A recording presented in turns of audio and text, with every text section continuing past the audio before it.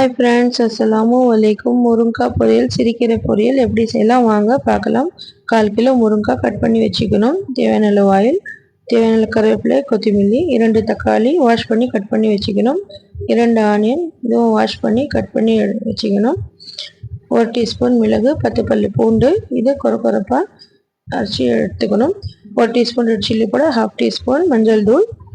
ஒரு பேன் வச்சுட்டு ஸ்டவ்வில் பேன் ஹீட் ஆனவுடன் தேவையான அளவு ஆயில் ஹீட் ஆனவுடன் 1 டேபிள் ஸ்பூன் கடுகு, கட் பண்ண ஆனியன் போட்டு நல்லா மிக்ஸ் பண்ணி விட்டுக்கணும். இது கொஞ்ச நேரம் வதங்கட்டும். அதுக்கப்புறம் தேவையான கருவேப்பிலை போட்டுக்கலாம்.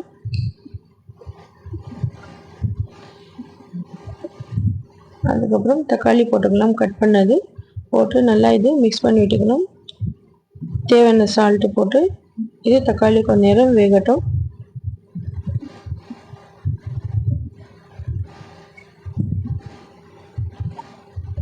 ½ டீஸ்பூன் மஞ்சள் தூள் போட்டு நல்லா மிக்ஸ் பண்ணி விட்டுக்கணும்.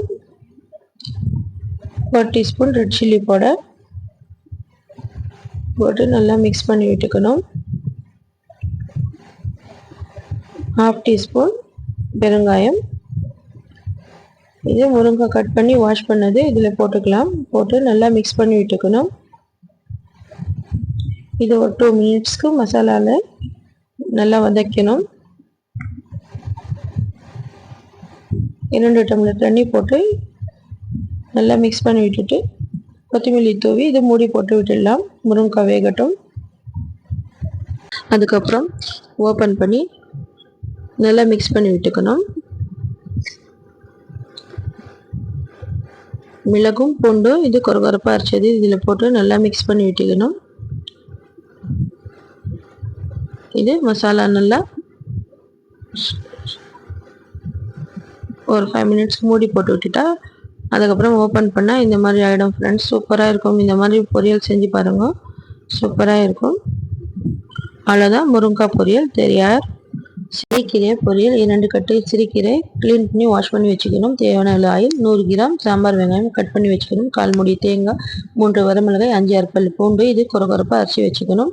ஒரு பேன் வச்சு ஸ்டவ்வில் ஹீட் ஆனவுடன் தேவையான அளவு ஆயில் போட்டுக்கலாம். ஆயில் ஹீட் ஆனவுடன் சாம்பார் வெங்காயம் கட் பண்ணது இதில் போட்டு நல்லா வதக்கணும். இது ஆனியன் கொஞ்ச நேரம் வதங்கணும். அதுக்கப்புறம் கீரை வாஷ் பண்ணி இருக்குது இதில் போட்டு நல்லா மிக்ஸ் பண்ணி விட்டுக்கணும்.